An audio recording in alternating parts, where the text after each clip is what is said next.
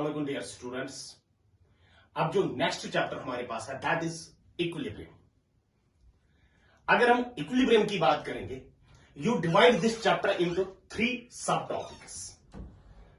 Number first is called as chemical equilibrium. Number second is called as a physical equilibrium, and number third you call that as ionic equilibrium। तो बेटा equilibrium chapter में हमें बेटा यही 3 topics बेटा discuss करने हैं। एक तो केमिकल इक्विलिब्रियम हमें डिस्कस करना है, नंबर सेकंड फिजिकल इक्विलिब्रियम हमें डिस्कस करना है, and number third we have to discuss ionic equilibrium. Before बेटा डेफिनेशन बेटा हम इक्विलिब्रियम का दे देंगे, उससे पहले मैं बेटा एक टॉपिक पहले डिस्कस करूंगा, that is types of reactions. Types of reactions, अगर हम बेटा रिएक्शंस की बात करेंगे, you divide the reactions into 2 categories. Number first, you call those reactions as irreversible reactions. Irreversible reactions, and number second, you call those reactions as reversible reactions। reversible reactions। तो first we will discuss the irreversible reactions, फिर उसके बाद हम discuss करेंगे बेटा कौन सी reactions, reversible reactions. जानते हैं, first we will discuss the irreversible reactions. Irreversible reactions,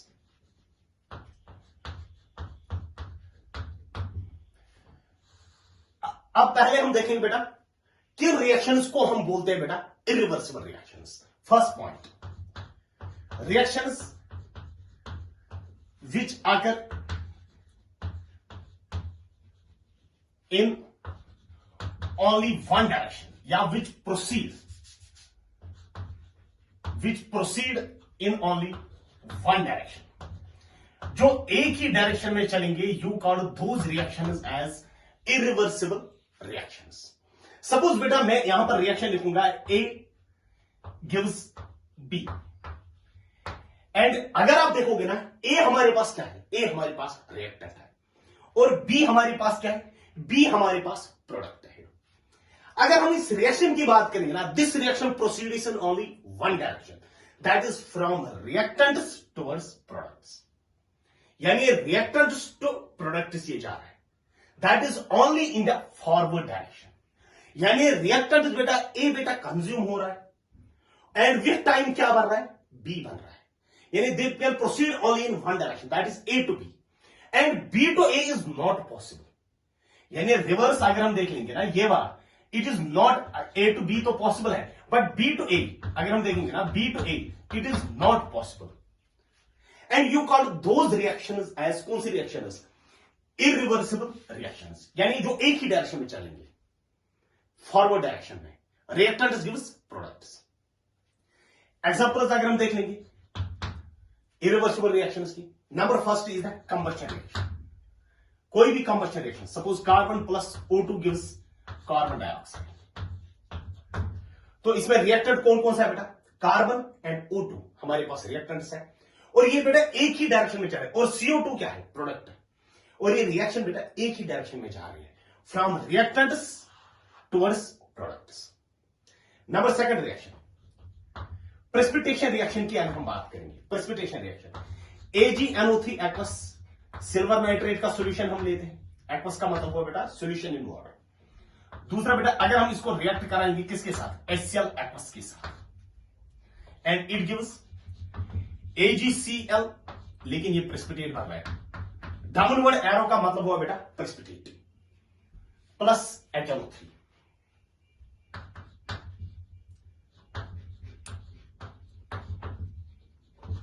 ये भी बेटा फॉरवर्ड डायरेक्शन में ही जा रहे हैं, और इसमें अगर आप देखोगे AgNO3 और HCl इसमें क्या है, रिएक्टेंट है, और AgCl और HNO3 क्या है, प्रोडक्ट। यानी this reaction also proceeds in only one direction. इसी तरीके से नंबर थर्ड, अगर हम HCl जो हमारे पास है, इट इज स्ट्रॉन्ग एसिड, कुछ एसिड्स हमारे पास होते हैं जो होते हैं स्ट्रॉन्ग, और कुछ एसिड्स हमारे पास होते हैं वीक एसिड्स। और इसी तरीके से बेसिस भी हमारे पास होती है, strong bases and weak bases, जो हम आगे जाके देख लेंगे। HCl को अगर हम बेटा NaOH के साथ रिएक्ट करेंगे, यानी it is a strong acid, इसको हम बेटा रिएक्ट कराते हैं किसके साथ, स्ट्रॉन्ग बेस के साथ, and it gives acid plus base, acid plus base, it gives salt plus water, that is NaCl plus H2। ये भी बेटा एक ही डायरेक्शन में जा रहे हैं। नंबर 4, अगर हम बेटा HCl की reaction, it is also strong acid की reaction, NH4OH, ammonium hydroxide, ammonium hydroxide is a weak base.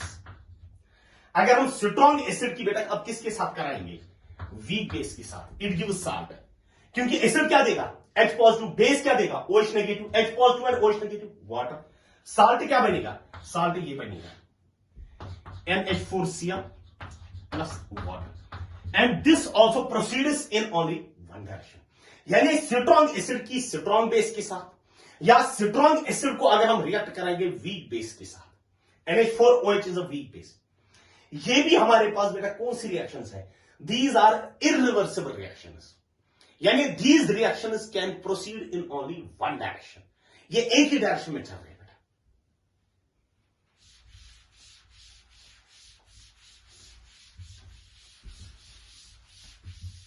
और दूसरा टाइप जो है रिएक्शंस का, those reactions are called as reversible reactions, reversible reactions.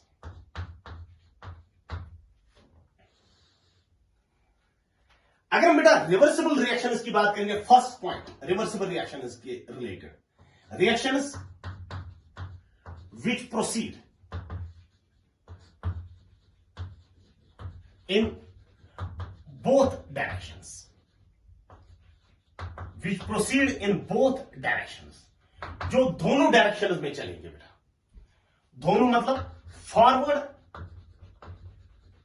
And backward, जो फॉरवर्ड डायरेक्शन में भी चलेंगे और बैकवर्ड रिएक्शन में भी जो चलेंगे, you call those reactions as reversible reactions। Forward में भी जा रहे हैं और बैकवर्ड में भी जा रहे हैं। जैसे बेटा हमारे पास रिएक्शन है, A gives B and simultaneous, हम बेटा डबल एरो यूज करते हैं रिवर्सिबल रिएक्शंस के लिए। इसका मतलब है कि A gives B, लेकिन साइमल्टेनियसली बेटा B gives A, यानी A हमें B देता है, लेकिन B भी बेटा हमें क्या देता है, A। यानी ये बेटा फॉरवर्ड रिएक्शन में भी जा रहे हैं और बैकवर्ड रिएक्शन में भी जा रहे हैं। और जो ये रिवर्सिबल रिएक्शंस होते हैं, रिवर्सिबल रिएक्शंस के लिए हम बेटा डबल एरो यूज करते हैं, और इरिवर्सिबल रिएक्शंस के लिए हम बेटा एक सिंगल एरो यूज करते हैं। और अगर आप देख लोगे, ये जो रिवर्सिबल रिएक्शंस होते हैं generally occurs in closed vessels, generally occurs in closed vessels. ये बेटा जो क्लोज्ड वेसल्स होते हैं उन्हीं में बेटा कौन सी रिएक्शंस होते हैं, रिवर्सिबल रिएक्शंस। अक्सर बेटा उन्हीं में होता है, क्लोज्ड वेसल्स में। एग्जांपल अगर हम देखेंगे, नंबर फर्स्ट, अगर हम PCl5 लेंगे, phosphorus pentachloride gas, it decomposes to give PCl3 gas plus Cl2 gas. तो अगर हम इस रिएक्शन को देखेंगे, यू कैन सी PCl, अगर आप इसी रिएक्शन को देखेंगे ना, इस रिएक्शन को अगर मैं यहां पर बेटा स्प्लिट करूंगा, you can simply say it is actually PCl5 gaseous gives PCl3 gaseous plus Cl2 gaseous, ये है ना। मगर साइमल्टेनियसली बेटा, यानी PCl5 ने क्या दिया, PCl3 प्लस Cl2, लेकिन साइमल्टेनियसली बेटा और एक रिएक्शन हो रही है। कौन सी reaction, that is PCl3 gaseous plus Cl2 gaseous, it gives PCl5। यानी आप ये बोलोगे, चाहे आप फॉरवर्ड रिएक्शन की बात करें या बैकवर्ड रिएक्शन की बात करें, मींस फॉरवर्ड रिएक्शन की अगर हम बात करेंगे, it is a forward reaction, यानी PCl5 गैसेस हमें क्या देता है, PCl3 gases plus Cl2 gases. और ये कौन सी रिएक्शन है, it is a backward reaction, यानी बैकवर्ड रिएक्शन में क्या हो रहा है, PCl3 किसके साथ रिएक्ट करता है, Cl2 के साथ, और क्या देता है बेटा, इट गिव्स PCl5। यानी इसमें बेटा दोनों रिएक्शंस होते हैं, फॉरवर्ड रिएक्शन भी होती है और बैकवर्ड रिएक्शन भी होती है। यानी ये वाली रिएक्शन भी पॉसिबल है, ये वाली रिएक्शन, यानी ये रिएक्शन बेटा दोनों डायरेक्शन में चलती है, फॉरवर्ड डायरेक्शन में भी चलती है और बैकवर्ड डायरेक्शन में भी चलती है। इसी तरीके से नंबर सेकंड एग्जांपल अगर हम देख लेंगे, number second, N2 gaseous plus thrice H2 gaseous gives twice NH3 gaseous। तो अगर हम देख लेंगे इसमें नाइट्रोजन किसके साथ रिएक्ट करता है, H2 के साथ, और क्या देता है, अमोनिया देता है। N2 reacts with H2 to give NH3, लेकिन simultaneously NH3 decomposes to give N2 and thrice H2। Forward reaction भी लिख सकते हो और बैकवर्ड रिएक्शन भी लिख सकते हो। Forward reaction means this reaction and this is a forward reaction and this is which reaction, backward reaction। number third, twice HI gaseous, H2 gaseous plus I2 gaseous। ये भी बेटा हमारे पास कौन सी reaction, it is also a reversible reaction, क्योंकि इसमें भी दो रिएक्शन हो रहे हैं, फॉरवर्ड रिएक्शन होती है और बैकवर्ड रिएक्शन होती है। This is forward reaction and this is backward reaction. इसी तरीके से यहां पर बेटा ये फॉरवर्ड रिएक्शन और यहां पर ये बैकवर्ड रिएक्शन। अगर मैं इसमें बेटा बैकवर्ड रिएक्शन की बात कर लेता हूं तो आप सिंपली बोलोगे H2 plus I2 gives twice HI। अगर मैं फॉरवर्ड रिएक्शन की बात कर लेता हूं twice HI gives H2 plus I2। Simple, ध्यान देना। तो जो रिवर्सिबल रिएक्शन होते हैं वो दोनों डायरेक्शन में चलते हैं, फॉरवर्ड डायरेक्शन में भी चलते हैं और बैकवर्ड डायरेक्शन में, occurs in both directions, forward as well as backward. ध्यान देना, मैं यहां पर क्वेश्चन लिखूंगा। सपोज ये हमारे पास एक कंटेनर है and it is a closed container. इस कंटेनर को मैंने बेटा क्लोज किया और इसमें मैंने कैल्शियम कार्बोनेट रखा, calcium carbonate in solid state, और इसको मैं बेटा हीट कर लेता हूं यहां से। We will heat it. Calcium carbonate हमारे पास सॉलिड स्टेट में है and we will heat this calcium carbonate. तो obviously you can say the decomposition reaction takes place, और यहां पर बेटा ये रिएक्शन होते हैं। कैल्शियम कार्बोनेट सॉलिड जो होगा it will give calcium oxide solid plus carbon dioxide gas, but the container is closed. जो कार्बन डाइऑक्साइड प्रोड्यूस होगा, ये कैल्शियम कार्बोनेट तो डिकम्पोज होगा, जो कार्बन डाइऑक्साइड प्रोड्यूस होता है वो तो एस्केप नहीं हो जाएगा, वो इसी कंटेनर में रहेगा and it is a reversible reaction. ये एक रिवर्सिबल रिएक्शन है। लेकिन इसी कैल्शियम कार्बोनेट को मैं लेता हूं बेटा, ये हमारे पास कैल्शियम कार्बोनेट सॉलिड है, इस कैल्शियम कार्बोनेट को मैं एक ओपन वेसल में लेता हूं and we will heat it. हम इसको बेटा हीट कर देंगे, तो वहां पर कौन सी रिएक्शन हो जाएगी, calcium carbonate solid will give calcium oxide solid plus carbon dioxide gas, और जो कार्बन डाइऑक्साइड गैस प्रोड्यूस हो जाएगा दैट विल एस्केप आउट, वो बाहर निकलेगा और इक्विलिब्रियम नहीं आ सकता है वहां पर, क्योंकि जो कार्बन डाइऑक्साइड होगा ना, carbon dioxide will escape out, वो बाहर निकलेगा वहां से, क्योंकि वहां पर तो, क्योंकि ध्यान देना फॉरवर्ड रिएक्शन में रिक्वायरमेंट क्या है, फॉरवर्ड रिएक्शन में अगर आप देखोगे रिक्वायरमेंट है कैल्शियम कार्बोनेट की, और बैकवर्ड रिएक्शन में रिक्वायरमेंट किसकी है, बैकवर्ड रिएक्शन में रिक्वायरमेंट है कैल्शियम ऑक्साइड और कार्बन डाइऑक्साइड की। अब जब इसमें कार्बन डाइऑक्साइड एस्केप हो जाएगा, कार्बन डाइऑक्साइड बाहर चला जाएगा, तो कार्बन डाइऑक्साइड नहीं होगा, दैट इज बैकवर्ड रिएक्शन नहीं होगी। तो अगर आप देखोगे यू कैन सिंपली सी कि अगर यही रिएक्शन कैल्शियम कार्बोनेट को आपने हीट किया under to different conditions, in condition number 1 it is a closed vessel and in condition number 2 it is an open vessel, तो यहां पर और यहां पर बेटा एक ही पॉइंट पे डिफरेंस है कि जो कार्बन डाइऑक्साइड होगा in case second it will escape out, ये प्रेजेंट नहीं होगा। जब ये प्रेजेंट नहीं होगा ना, ये बाहर चला जाएगा, तो इसका मतलब है कि backward reaction is not possible, तो then only one reaction is possible, that is forward. You can say फिर ये वाली रिएक्शन जो हमारे पास है दिस वन, ये हमारे पास एक रिवर्सिबल रिएक्शन है,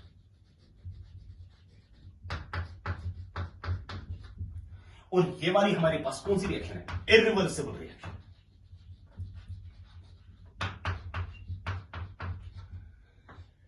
और अगर आप इक्विलिब्रियम की बात कर लेते हो, डेफिनेशन ऑफ इक्विलिब्रियम, जो इक्विलिब्रियम हमारे पास होता है, इक्विलिब्रियम इज ए अगर हम देखेंगे ना, जो इक्विलिब्रियम हमारे पास टर्म है उसको हम बेटा डिफाइन करते हैं किन रिएक्शन में बेटा, रिवर्सिबल रिएक्शंस। एक पर्टिकुलर स्टेट आता है, एक पर्टिकुलर स्टेज आता है बेटा रिवर्सिबल रिएक्शंस में, and you call that point as an equilibrium. उस पॉइंट को हम बेटा इक्विलिब्रियम बोलते हैं। किस पॉइंट को हम इक्विलिब्रियम बोलते हैं वो हम आगे जाके देखेंगे। लेकिन जो इक्विलिब्रियम टर्म हमारे पास है, जब भी डबल एरो हमारे पास होता है, it simply represents reversible reaction. मगर जो इक्विलिब्रियम होता है, इक्विलिब्रियम इज अ स्टेट, ये एक स्टेट होता है बेटा किन रिएक्शन का, रिवर्सिबल। यानी जब भी इक्विलिब्रियम होगा ना, आपके पास रिएक्शन होनी चाहिए कौन सी बेटा, reversible reaction. This is first point. Irreversible reaction में बेटा कभी भी इक्विलिब्रियम नहीं आता है। यानी जो इक्विलिब्रियम होता है, it is state of reversible reaction. ये एक स्टेट होता है बेटा, एक पॉइंट होता है बेटा किन रिएक्शंस का, रिवर्सिबल रिएक्शंस का। तो अगर हम इसके बाद अब देखेंगे, that is definition of equilibrium.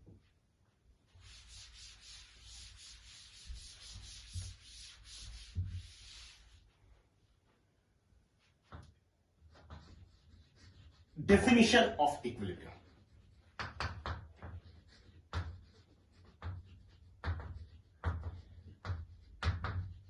Definition of equilibrium. अगर हमें बेटा इक्विलिब्रियम की डेफिनेशन देनी होगी ना, हम दो तरीके से देखते हैं। एक हम देखते हैं बेटा थर्मोडायनेमिकली, थर्मोडायनेमिक डेफिनेशन, वो आप थर्मोडायनेमिक्स में बेटा आप पढ़ोगे। अब तो हमने अभी थर्मोडायनेमिक्स बेटा आपने कंप्लीट नहीं किया, वरना मैं थर्मोडायनेमिक डेफिनेशन भी यहां पर देता, वो आप बेटा थर्मोडायनेमिक्स चैप्टर में पढ़ोगे, इक्विलिब्रियम हम किस स्टेज को बोलते हैं। और दूसरा होता है बेटा दैट इज काइनेटिक डेफिनेशन, हम बेटा वही काइनेटिक डेफिनेशन यहां पर देंगे। ध्यान देना, जो इक्विलिब्रियम होता है, पहला पॉइंट आपने देखा, equilibrium is a state of a reversible reaction. यानी equilibrium is a state of a reversible reaction.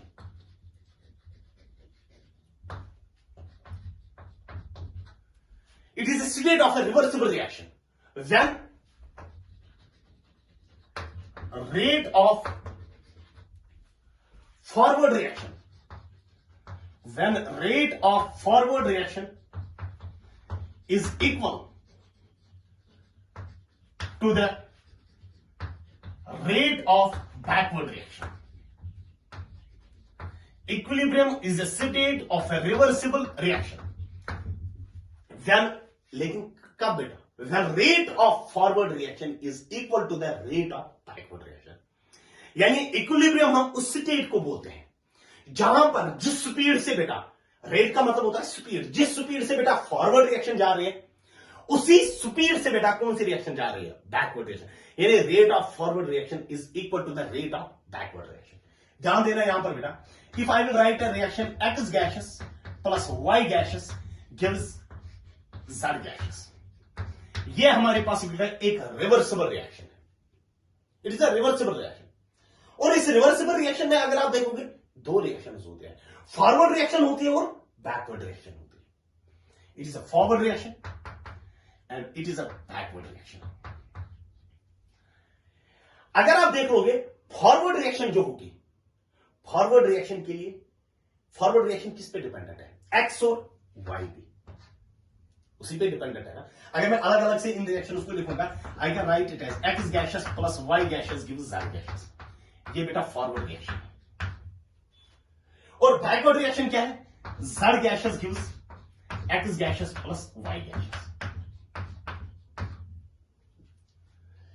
यानी फॉरवर्ड रिएक्शन में अगर हम देख लेंगे जेड कितना बनेगा, वो किस पे डिपेंडेंट है, एक्स और वाई पे।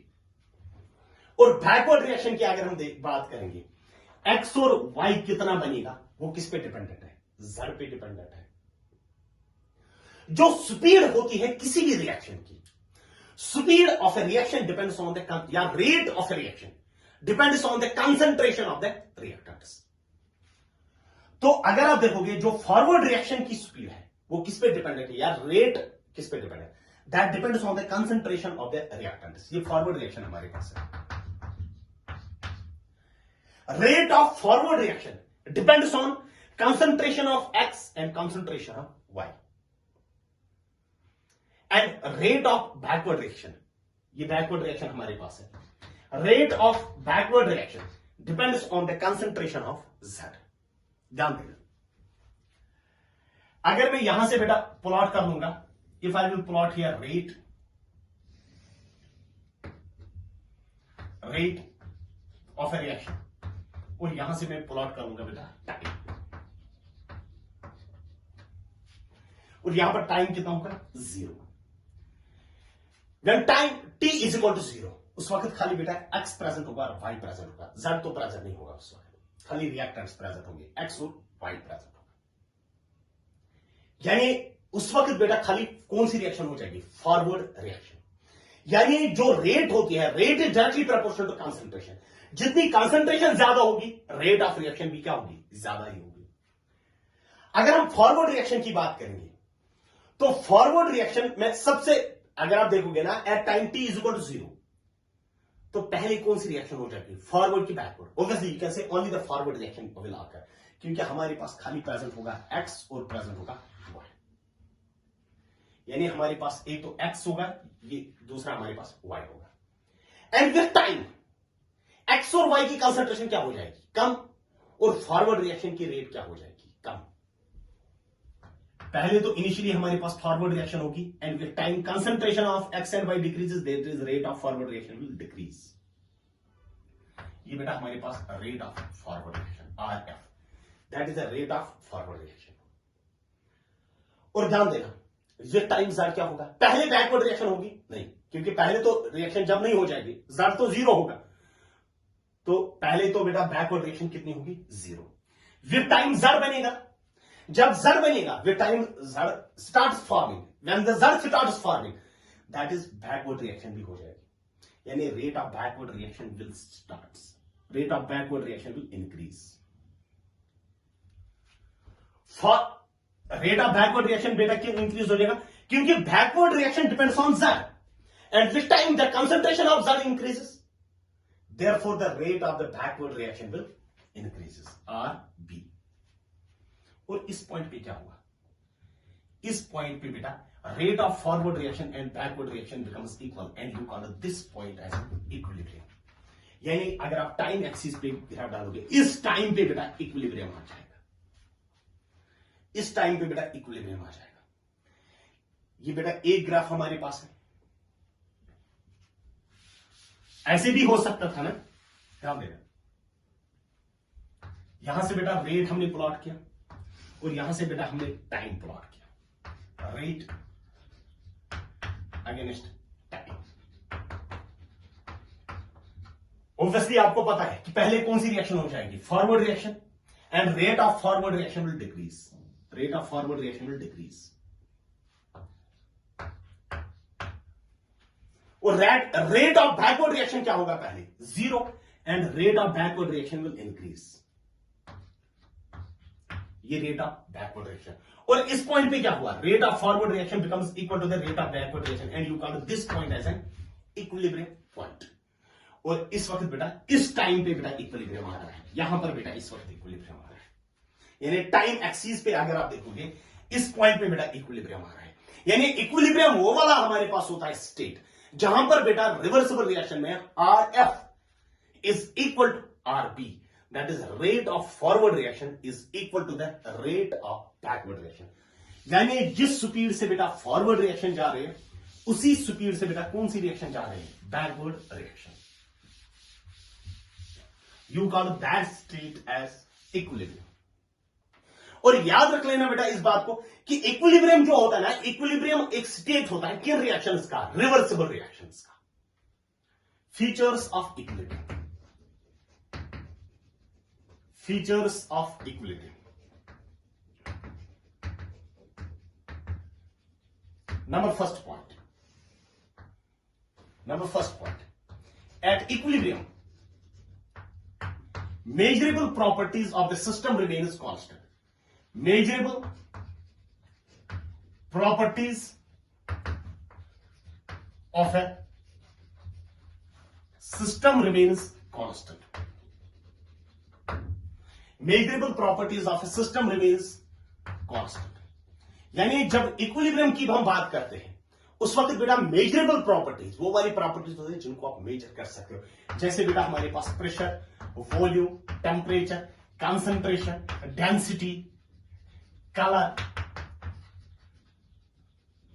What you call it observable properties etcetera, these remains constant. यानी इक्विलिब्रियम के वक्त जो प्रेशर होगा इट विल रिमेन कांस्टेंट, जो वॉल्यूम होगा it will remain constant, temperature जो होगा इट विल रिमेन, कंसंट्रेशन जो होगी it will remain constant, density जो होगी इट विल रिमेन, कलर जो होगा इट विल रिमेन कांस्टेंट। यानी इक्विलिब्रियम के बाद कोई भी बेटा प्रॉपर्टी चेंज नहीं हो सकती। Number second, occurs in closed vessels।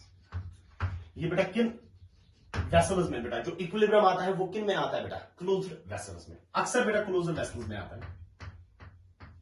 Number third, open vessels में भी होता है बेटा, वो हम देखेंगे उस वक्त। नंबर थर्ड पॉइंट, जब भी हम इक्विलिब्रियम की बात करते हैं, इक्विलिब्रियम में अगर आपने लिखा था ना, suppose X gases plus Y gases gives Z gases. Initially आप क्या लेते हो? एक्स और वाई, तब बेटा रिएक्शन में इक्विलिब्रियम आ सकता है। यानी आप बेटा रिएक्टेंट्स लेते हो इनिशियली। आप ऐसा भी कर सकते हो, आप पहले जेड ही ले लोगे। यानी आप इनिशियली बोलोगे कि कौन सी रिएक्शन हो जाएगी। आपने एक्स और वाई लिया, सपोज ये एक रिएक्शन है, आपने बेटा एक्स और वाई लिया, तो पहले कौन सी रिएक्शन हो जाएगी? Forward reaction, and X and Y reacts to give Z. ऐसे भी हो सकता है ना, और ये कौन सी रिएक्शन है? Backward reaction. अगर यही आपने लिया X gases plus Y gases gives Z gases, initially suppose आपने बेटा जेड लिया, तो पहले कौन सी रिएक्शन हो जाएगी? पहले बेटा वहां पर बैकवर्ड रिएक्शन हो जाएगी, फिर बेटा फॉरवर्ड रिएक्शन हो जाएगी। यानी इक्विलिब्रियम बेटा आप अटेन कर सकते हो, चाहे आप रिएक्टेंट्स ले लो या चाहे आप प्रोडक्ट्स ले लो। Equilibrium can be attained from the side of, equilibrium can be attained from the side of reactants or from the side of products। अब बेटा रिएक्टेंट्स के साइड से ले लो या प्रोडक्ट्स के साइड से ले लो, दोनों सूरत में बेटा आपको क्या मिलेगा बेटा? इक्विलिब्रियम। चाहे आप रिएक्टेंट से स्टार्ट कर लो या प्रोडक्ट से स्टार्ट कर लो। Number 4, equilibrium is dynamic in nature. Equilibrium is dynamic in nature and it never stops. Equilibrium का बेटा, इक्विलिब्रियम स्टैटिक नहीं होता है, वो बेटा डायनेमिक होता है। मगर डायनेमिक होने का मतलब हुआ बेटा कि वहां पर तो बेटा रिएक्शन होती है, मगर प्रॉपर्टीज बेटा चेंज नहीं होते। जिस रेट से बेटा फॉरवर्ड होती है उसी रेट से बेटा बैकवर्ड होती है। ध्यान देना, एक चीज में एग्जांपल यहां पर लेता हूं, M2 plus thighs H2 gives 2 times NH3। Suppose ये बेटा रिएक्शन बेटा इक्विलिब्रियम में है। इक्विलिब्रियम पे होने का मतलब, and it is present in a closed vessel.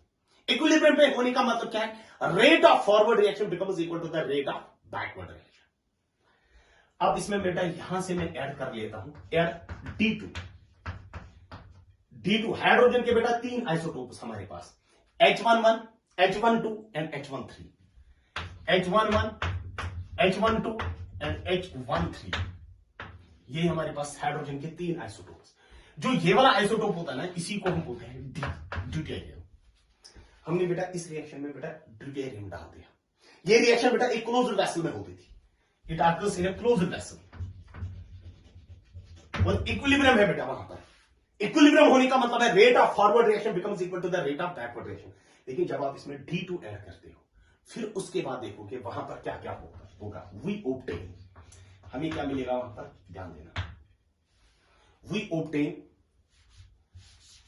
अगर आप इस रिएक्शन में देखोगे आपको क्या क्या मिलेगा? ध्यान देना, वी ऑब्टेन, हमें इस रिएक्शन में क्या मिलेगा? हमें M2 मिलेगा।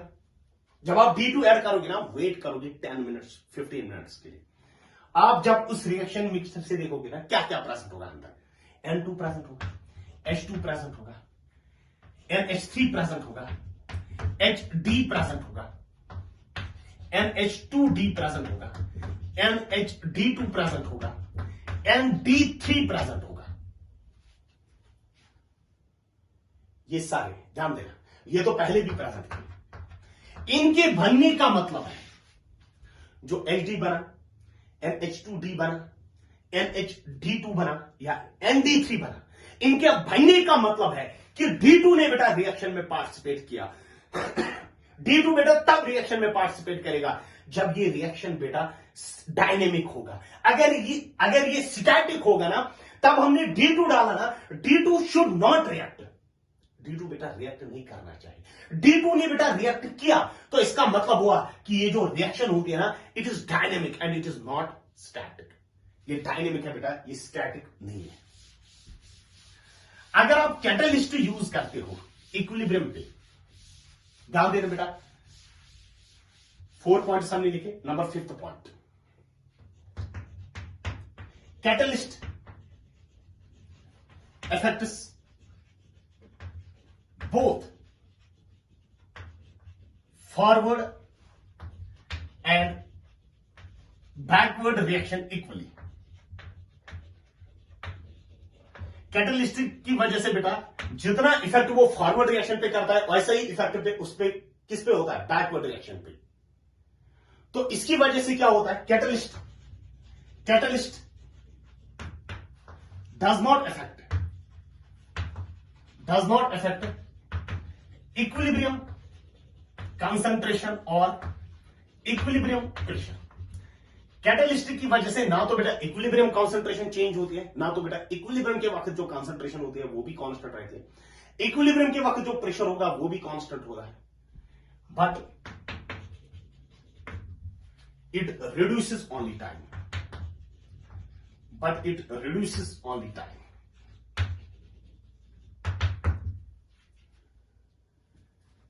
कैटलिस्ट की वजह से क्या होता है बेटा, ये इक्विलिब्रियम कंसंट्रेशन और इक्विलिब्रियम प्रेशर को बेटा चेंज नहीं करता है, वो सेम रहता है। बट कैटलिस्ट की वजह से क्या होता है, but it only reduces time. यानी अभी तक अगर इक्विलिब्रियम आने में बेटा सपोज 10 सेकंड्स लगते या 10 मिनट्स लगते, जब हम कैटलिस्ट यूज करते हैं ना, कैटलिस्ट के बाद बेटा इक्विलिब्रियम बेटा 5 सेकंड, 2 सेकंड्स के बाद, 1 सेकंड के बाद ही आता है। यानी कैटलिस्ट यूज करने की वजह से वहां पर क्या होता है, कैटलिस्ट यूज करने की वजह से वहां पर एक चीज तो होता है बेटा कि ये जो टाइम होता है ना, टाइम टू अटेन इक्विलिब्रियम, क्योंकि रिवर्सिबल रिएक्शन में इक्विलिब्रियम आता है। अब इक्विलिब्रियम सपोज बेटा 60 मिनट्स के बाद आ जाए, जब हम कैटलिस्ट यूज करते हैं ना, इक्विलिब्रियम 10 मिनट्स के बाद ही आता है। Number 5th, and this is important, at equilibrium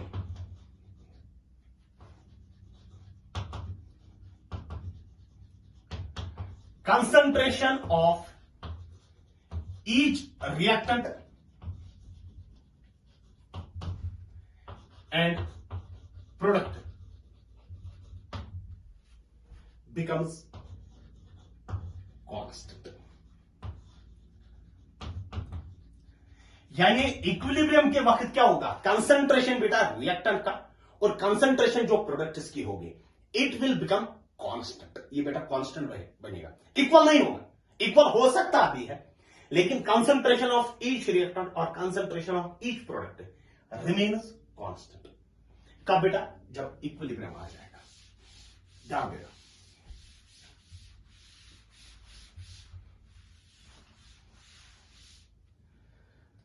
अगर मैं यहां पर रिएक्शन लिखूंगा, सपोज हमारे पास रिएक्शन है X gases plus Y gases gives Z gases. तो इक्विलिब्रियम के वक्त क्या होगा, ध्यान देना, इसमें बेटा फॉरवर्ड रिएक्शन भी होती है और बैकवर्ड रिएक्शन, यानी it is a reversible reaction. अगर इस रिवर्सिबल रिएक्शन में देखेंगे ना, एट इक्विलिब्रियम, अब इसमें किस किस की कंसंट्रेशन है, concentration of X, concentration of Y and concentration of Z। You can simply say X and Y reacts to give Z। X और Y बेटा रिएक्ट करता है और क्या देता है हमें, Z। And Z reacts and Z decomposes to give X and Y।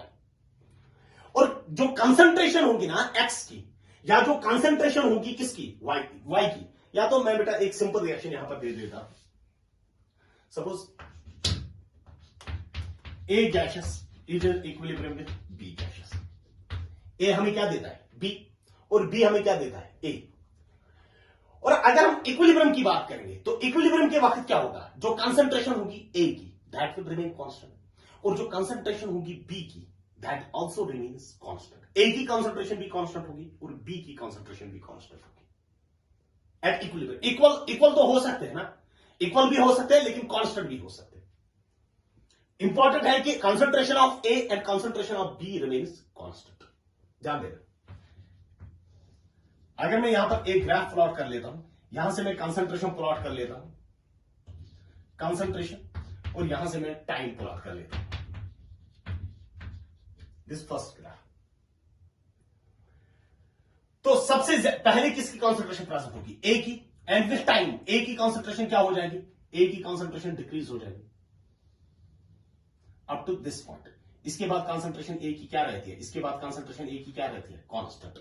ये बेटा किसकी कंसंट्रेशन है बेटा, ये बेटा कंसंट्रेशन है किसकी, ए की, concentration of A. Square bracket में बेटा कंसंट्रेशन लिखते हैं। और इनिशियली बी की कंसंट्रेशन क्या होगी, 0। विद टाइम बी की कंसंट्रेशन क्या हो जाएगी, इंक्रीज, और एक पॉइंट आ जाएगा जब बी की कंसंट्रेशन कांस्टेंट रहेगी। इसके बाद बी की कंसंट्रेशन, यहां तक बेटा बी की कंसंट्रेशन बेटा इंक्रीज होती है, और इसके बाद बी की कंसंट्रेशन क्या रहती है, कांस्टेंट। और अगर आप ये पॉइंट देखोगे and you call this as, इसके बाद क्या होगा, इक्विलिब्रियम होगा। यानी इक्विलिब्रियम इस पॉइंट के बाद आता है। एंड यू कैन से इस पॉइंट पे क्या है, concentration of A remains constant इसके बाद, और concentration of B remains constant. दूसरा ग्राफ नंबर 7,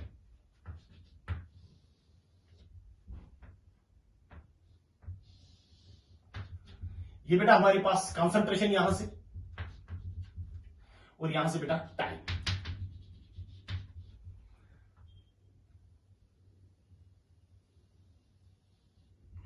ये कंसंट्रेशन बेटा किसकी है, कंसंट्रेशन ऑफ ए, और बेटा यहां से किसकी कंसंट्रेशन है, कंसंट्रेशन ऑफ बी।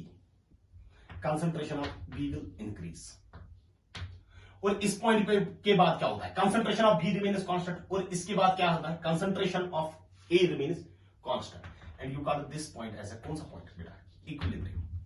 यानी इसके बाद बेटा इक्विलिब्रियम होगा। यानी इक्विलिब्रियम बेटा क्या होता है, at equilibrium concentration of each reactant and product remains constant. उसके बाद कंसंट्रेशन बेटा रिएक्टेंट और प्रोडक्ट की क्या रहती है, कांस्टेंट। नंबर 3 ग्राफ, यहां से मैं बेटा कंसंट्रेशन को प्लॉट कर लेता हूं, और यहां से बेटा टाइम को मैं प्लॉट कर लेता हूं। सपोज ए की कंसंट्रेशन, पहले किसकी कंसंट्रेशन होगी, ए की कंसंट्रेशन बेटा डिक्रीज हो जाएगी अप टू सर्टेन पॉइंट, उसके बाद ए की कंसंट्रेशन क्या रहेगी, कांस्टेंट। और यहां से बेटा बी की कंसंट्रेशन इनिशियली क्या होगी, 0। बी की कंसंट्रेशन क्या हो जाएगी, इंक्रीज हो जाएगी विद टाइम। और इस पॉइंट पे अगर आप देखोगे, you call this as equilibrium. ध्यान देना, अगर आप देखोगे ना, ये पॉइंट इक्विलिब्रियम के बाद, या इक्विलिब्रियम के बाद जो कंसंट्रेशन होगी ए की, या जो कंसंट्रेशन होगी बी की, इट विल रिमेन कांस्टेंट। ध्यान देना, अगर आप देखोगे ना, इक्विलिब्रियम के बाद ज्यादा किसका वैल्यू है, ए का वैल्यू ज्यादा है किससे बेटा, बी से। यानी इक्विलिब्रियम के वक्त ज्यादा किसकी कंसंट्रेशन है, ए की कंसंट्रेशन है, इक्विलिब्रियम के वक्त ज्यादा है किससे, बी की कंसंट्रेशन से। इक्विलिब्रियम के वक्त ए की कंसंट्रेशन ज्यादा है किससे, बी से। इक्विलिब्रियम के वक्त ज्यादा किसकी कंसंट्रेशन है, ए की कंसंट्रेशन जो इक्विलिब्रियम के वक्त है वो ज्यादा है किस कंसंट्रेशन से, बी एट इक्विलिब्रियम। लेकिन अगर आप देखोगे यहां पर क्या है, इक्विलिब्रियम के वक्त ज्यादा किसकी कंसंट्रेशन है, बी की कंसंट्रेशन एट इक्विलिब्रियम ज्यादा है किससे बेटा, ए की कंसंट्रेशन से। और अगर आप देखोगे यहां पर बेटा, तो सबसे ज्यादा बेटा प्रोडक्ट्स कहां पर बने, प्रोडक्ट्स मीन बी। यहां पर बेटा ज्यादा रिएक्शन होती है, क्योंकि यहां पर परसेंटेज कन्वर्जन जो है रिएक्टेंट्स इनटू प्रोडक्ट्स वो ज्यादा है। और यहां पर बेटा अगर आप देखोगे कम ही ए डिकम्पोज हो रहा है, क्योंकि A decompose to B and B decompose to A. यहां पर बेटा ए ने रिएक्ट किया, इसमें भी बेटा ए डिकम्पोज हो रहा है और बी बन रहा है, इसमें बेटा ए डिकम्पोज होता है और बी बन रहा है। तो सबसे ज्यादा बी कहां पर बन रहा है, थर्ड वाले केस में। तो can you write percentage conversion, of reactants into products.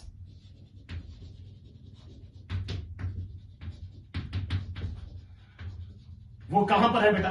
That is 3 is greater than 2 is greater than 1।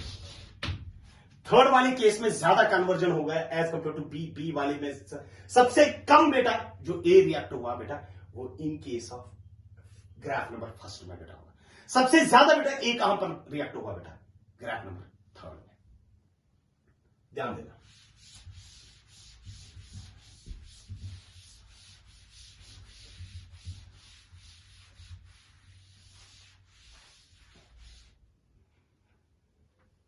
Suppose मैं बेटा एक क्वेश्चन लिखूंगा, twice H I gases gives H2 gases plus I2 gases.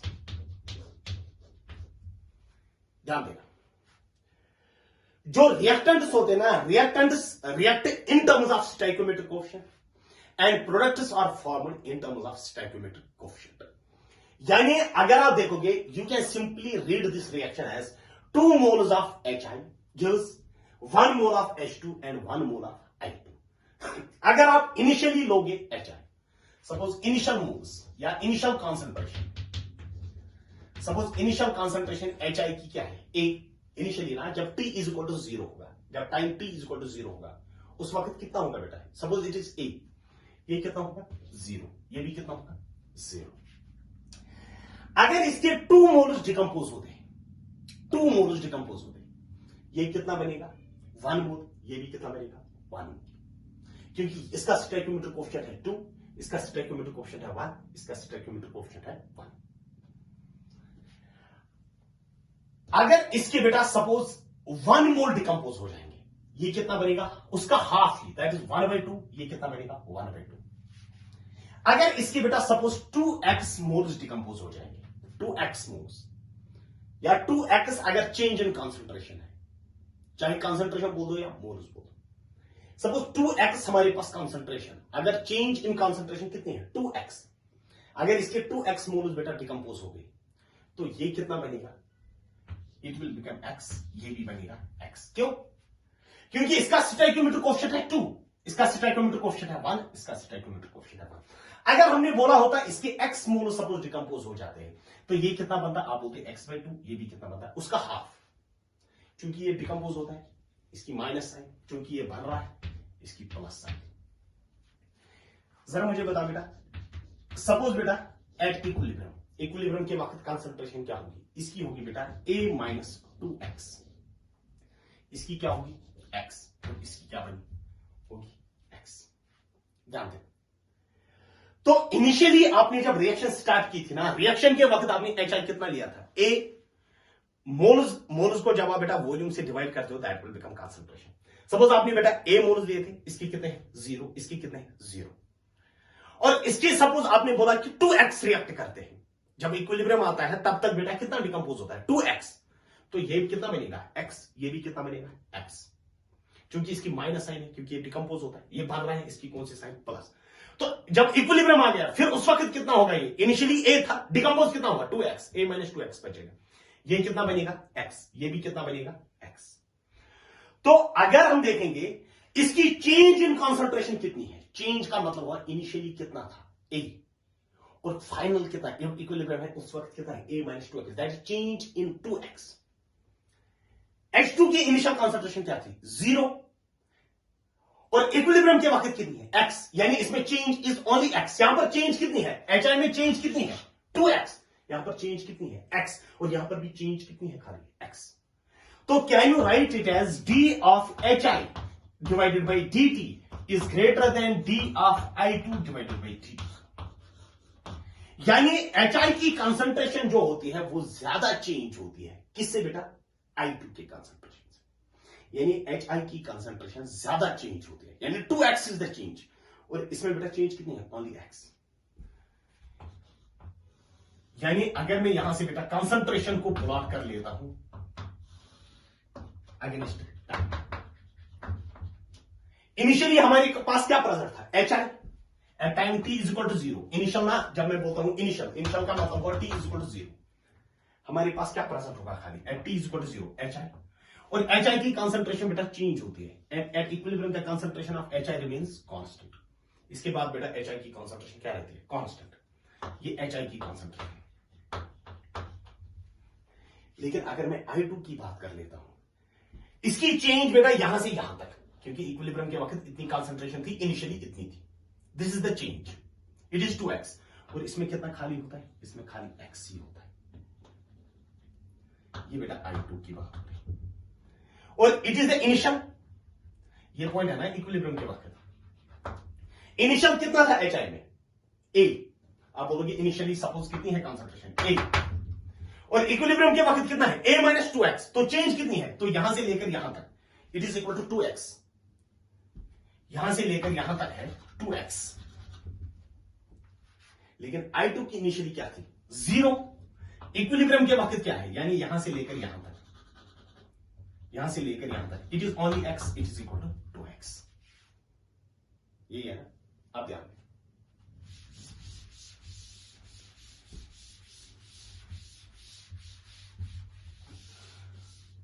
तो जो पहला लेक्चर था इक्विलिब्रियम का, वो इसी के साथ बेटा कंप्लीट हुआ। तो इसमें हमने देखा था, इसमें हमने डेफिनेशन दे दी, reversible reaction, irreversible reaction, definition दे दिया बेटा इक्विलिब्रियम की हमने दे दी। फिर उसके बाद हमने देखा था फीचर्स ऑफ इक्विलिब्रियम।